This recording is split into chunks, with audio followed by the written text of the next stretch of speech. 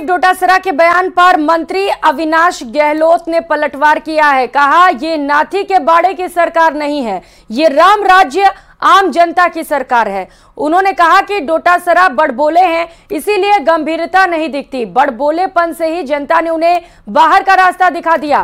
कांग्रेस किस मुंह से राम मंदिर जाएगी? कांग्रेसी शुरू से ही राम को काल्पनिक बताते हैं, शुरू से ही राम को नकारते आए हैं। वो लोग किस मुंह से राम मंदिर जाएंगे? तो एक एक कर कई बयान, कई पलटवार मंत्री अविनाश गहलोत की ओर से सुनाते हैं क्या कुछ कहा।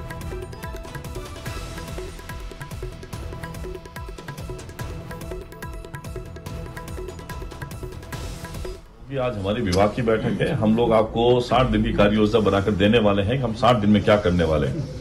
दूसरे मुद्दों की बात दूसरी प्रेस कॉन्फ्रेंस में करेंगे, लेकिन इतना स्पष्ट है कि कांग्रेस सरकार शुरू से जब ऑनरेबल सुप्रीम कोर्ट में हलफनामा दायर कर सकते हैं कि भगवान राम काल्पनिक हैं, राम शत्रु काल्पनिक हैं, तो मैं समझता हूं किस मुंह से वो राम मंदिर में जाएंगे। उनकी मुझे नहीं लगता है कि आत्मा गवाही देगी कि हम लोग राम मंदिर में जाए। जो राम के ही विपरीत है, राम की कल्पना के ही विपरीत, तो वो लोग कैसे जाएंगे? जो राम विरोधी हो सकते हैं उनके लिए तो मैं नहीं समझता कि राम मंदिर में जाना उचित होगा। हमने तो हमारी परंपरा का निर्वहन करते हुए जो श्री राम जन्मभूमि तीर्थ स्थल है उन्होंने उनको निमंत्रण दिया है, क्योंकि भारत चलता है सबका साथ सबका विकास की भावना के साथ में। लेकिन वो लोग तुष्टीकरण की राजनीति के कारण लगभग 75 साल की आजादी में जब से चुनाव होने लगे उसके बाद 50-55 सालों तक कांग्रेस का शासन रहा, लेकिन उन्होंने वर्ग विशेष को खुश करने के लिए जो हमारा बहुसंख्यक समाज है उसको इग्नोर करके इन लोगों ने जो अन्याय अत्याचार किया है, अब उसकी पराकाष्ठा हो गई, तो निश्चित ही देश की जनता ने उनको बाहर करा।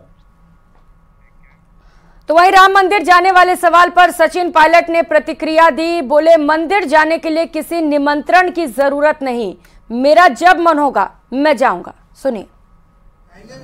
मुझे किसी के अपनी आस्था प्रकट करने के लिए, मंदिर के दर्शन करने के लिए किसी के न्योते की जरूरत नहीं है। मेरा जब मन करेगा मैं जाऊंगा। और देश में जितने भी तीर्थ हैं वहां सब हमारे साथी लोग जाते हैं देश के। ये भावनात्मक मुद्दा है, धार्मिक मुद्दा है, इस पर राजनीति करना मैं समझता हूं गलत है। आपको राजनीति करनी है, मुद्दों पे करें, आप निवेश पर करें, गरीबों पर करें, किसानों पर करें, अपनी आर्थिक नीतियों पर करें। उधर यूडीएच मंत्री झावर सिंह खर्रा ने पदभार ग्रहण करने के बाद विभागीय अधिकारियों की बैठक ली। बैठक में यूडीएच स्वायत्त शासन विभाग, हाउसिंग बोर्ड, जेडीए, मेट्रो सहित संबंधित विभागों के अधिकारी भी मौजूद रहे। इस दौरान मंत्री ने अधिकारियों से पूर्ववर्ती सरकार की योजनाओं और विकास कार्यों को लेकर 7 दिन में रिपोर्ट तलब किया। साथ ही नगर निकाय के बजट आवंटन की जानकारी को लेकर भी दिशा निर्देश दिए। साथ ही अधूरे काम, अतिक्रमण को लेकर भी स्पष्टीकरण मांगा है। न्यूज 18 से उन्होंने बातचीत भी की और बताया कि कैसे वो आगे कामकाज करेंगे। अपना विजन न्यूज 18 के सामने रखा। सुनिए।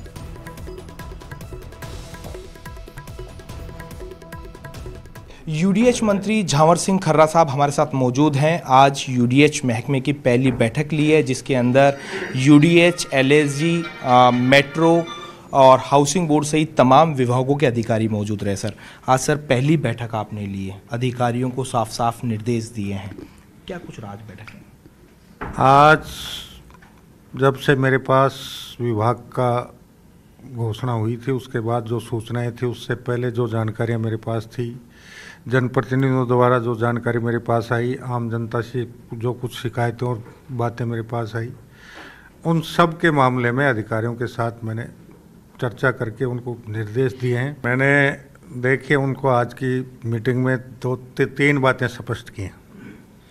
मुझे हर काम पारदर्शी तरीके से चाहिए, भ्रष्टाचार रहित चाहिए, और जो भी विकास के काम हो, जो भी योजना परियोजना आप बनाओ, वो गुणवत्ता के साथ समयावधि में पूरा हो। जो प्रोजेक्ट अधूरे पड़े हैं लंबे समय से, अनावश्यक रुके हुए हैं, उनके बारे में भी मैंने उनसे स्पष्टीकरण मांगा कि क्या कारण है, वो कारण सहित आप मुझे भिजवाएं, ताकि और भविष्य में दोबारा कोई जो भी योजना परियोजना प्रोजेक्ट बने तो इन कमियों खामियों को दुरुस्त करते हुए ही उनमें आगे काम समयबद्ध तरीके से पूर्ण हो, इस प्रकार की व्यवस्था करें।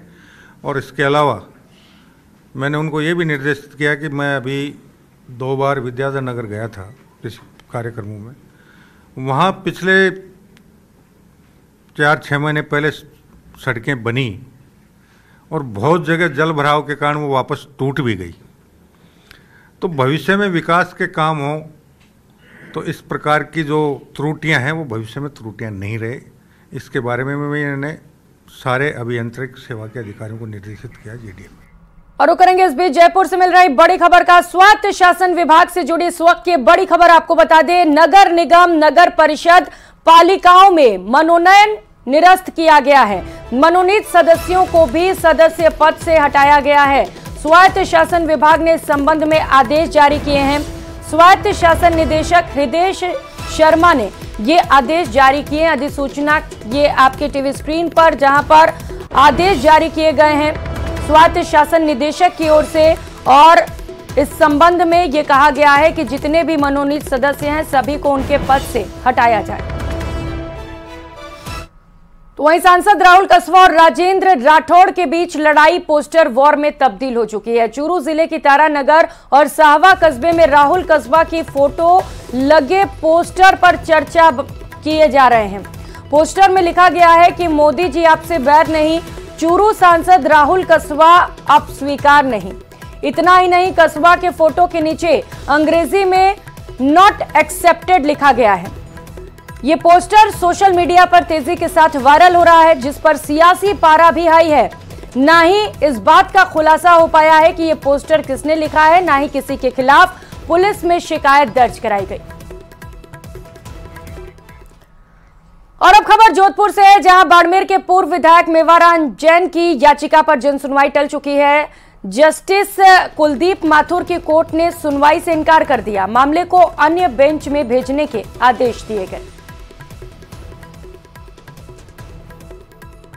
हाईकोर्ट को खिलाफ स्टेट ऑफ ड्यूटी पेश किया हुआ है। इसमें ये स्पेसिफिक कहा है कि पॉक्सो केस में यदि कोई एफआईआर दर्ज होती है तो एफआईआर रिक्वेस्ट नहीं हो सकती इन्वेस्टिगेशन स्टेज पर। एंड रक्षा बैन मैंने स्टेट ऑफ गुजरात में सुप्रीम कोर्ट ने कह दिया कि जहाँ पे हीनस क्राइम्स होते हैं वहाँ पे अगर राजीनामा कर भी लेती है पार्टी तो भी एफआईआर रिक्वेस्ट नहीं हो सकती।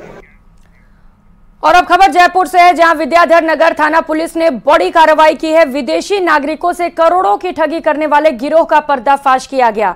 पुराने विद्याधर नगर के मकान नंबर A281 में फर्जी कॉल सेंटर पकड़ा गया। ओटीटी प्लेटफॉर्म को क्रैक कर डेटा चोरी ये बदमाशों की ओर से की जा रही थी। असली डेटा और वीडियो चोरी कर कंपनी रेट से सस्ते में बेचने का अवैध कारोबार किया जा रहा था। अभिषेक, गौतम, रोहित, राहुल सहित अन्य शातिर बदमाशों की गिरफ्तारी की गई है।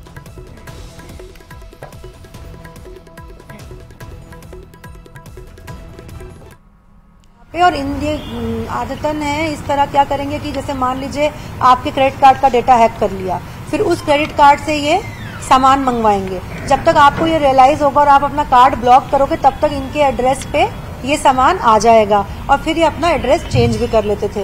ये मैंने आपको उदाहरणवश एक कहा है क्योंकि ये बहुत सुपीरियर टेक्नोलॉजी का यूज करते हैं, तो ये एक दिन में हजारों क्रेडिट कार्ड को भी टारगेट कर सकते हैं। राजधानी जयपुर की विद्याधर नगर थाना पुलिस ने अंतर्राष्ट्रीय साइबर ठगी से जुड़े 4 बदमाशों को गिरफ्तार करने में सफलता हासिल की है। बड़ी बात यह है कि इन आरोपियों के पास में 15 करोड़ से ज्यादा लोगों का डेटा मिला है। इसमें इंटरनेशनल क्रेडिट कार्ड और डेबिट कार्ड का डेटा ज्यादातर तौर पर मिला है, जिसको सीधे तौर पर हैक करके इंटरनेट के माध्यम से ये आरोपी अपनी आलीशान जिंदगी जी रहे थे। फिलहाल विद्याधर नगर थाना पुलिस इन चारों बदमाशों से पूछताछ कर रही है और बड़ी महत्वपूर्ण बात यह भी है कि ये चारों ही आरोपी जो हैं 10वीं और 12वीं पास बताए जा रहे हैं, लेकिन तकनीक का नॉलेज इतना भयंकर है कि करोड़ों रुपए की ठगी को हर महीने ये लोग अंजाम दे रहे थे। फिलहाल पुलिस इनसे पूछताछ कर रही है और उम्मीद है पुलिस को कि इस पूरे मामले में नेटवर्क से जुड़े और लोग भी पकड़ में आ सकेंगे। कैमरा पर्सन मान सिंह के साथ लवली वधवा, न्यूज़ 18 जयपुर। और अब बात चुनाव